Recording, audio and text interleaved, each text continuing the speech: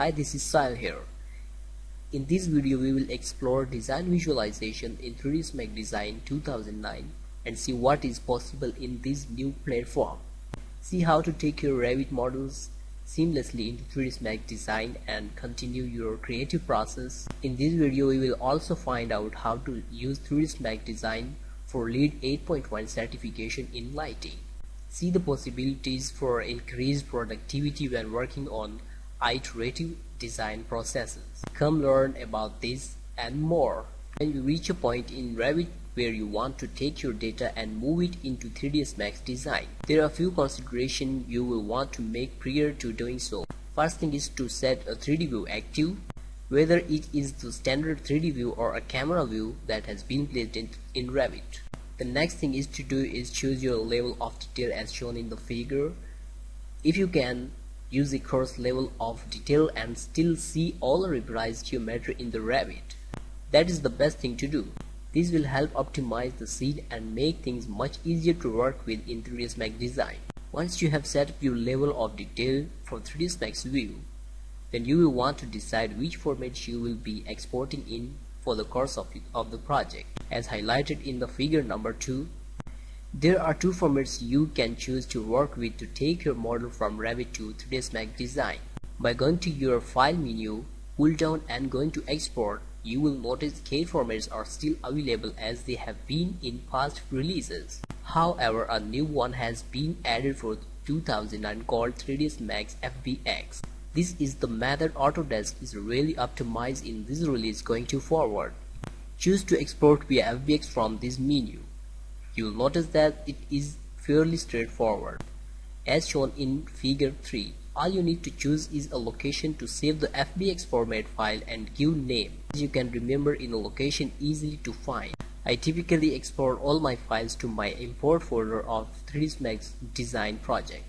3ds Max project folders are something I will speak about further later.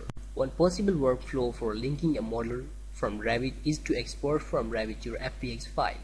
Import that into a base 3ds Max file to house your Vfbx data. Then extract that base 3ds Max file into another 3ds Max file, which can also contain all your storage and other things which spice up your visualizations. Then if the design changes, export via Vfbx from Revit. Open the base 3ds Max file and delete everything and re-import the Vfbx file. For example, see this figure number 4. If you didn't want to delete everything from the base, 3ds Max only replace the items that changed. You will have to get busy with the select from scene dialog box. Just hit the H letter on your keyboard to bring it up. Right click on any of the property feed columns to choose the option column chooser to select additional category to display along the top. Once the column chooser appears, simply drag and drop from the chooser up to the fields you right click on the Revit category. Family and type, see figure 6. Since the data was brought in the Vfbx, additional metadata came through from a Revit which allows us to quickly identify and sort our data. To make things easier to find that might have changed, launch the material editor by hitting M on the keyboard or hitting the button shown in the figure. There are two areas of interest for a pro material inside the material editor as highlighted in the figure.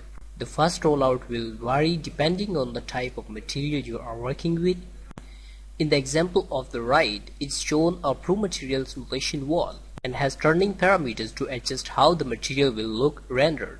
This rollout would look different for wood or concrete but contain controls specific to those materials. The second rollout contains specific effect settings such as ambient occlusion and round corners. One should be careful with these settings. Turning this on for every material applied to every object in the scene could increase render time significantly. Rather, they should be used sparingly. Ambient occlusion should only be used on large flat surfaces such as floors, walls, or other large objects. Objects in the foreground of the image might have ambient occlusion turned on. Objects with extremely fine detail or ones that are far away should not have ambient occlusion turned on. Round corners should only be turned on for objects close to the camera. The same rule of the thumb for ambient occlusion and level of detail should be followed with round corners. When using the reveal workflow, there are a couple of things you can use it for. You can use it to re-render a small portion of your image or re-render specific objects in your scene to test different colors or materials in your scenes. See the figure 9 for the setting to use in a region and figure 10 for selected objects. The other part of the reveal workflow includes previewing lights and their influence directly in the viewport.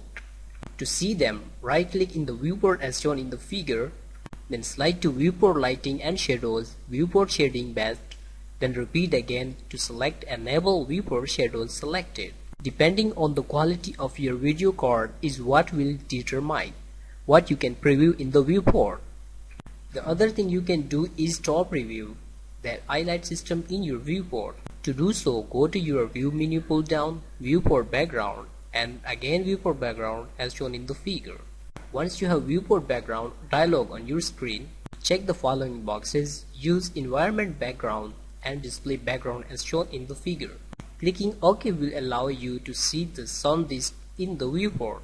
This way, you can determine if the sun's disk will appear in a render image or not without spending the time to render it.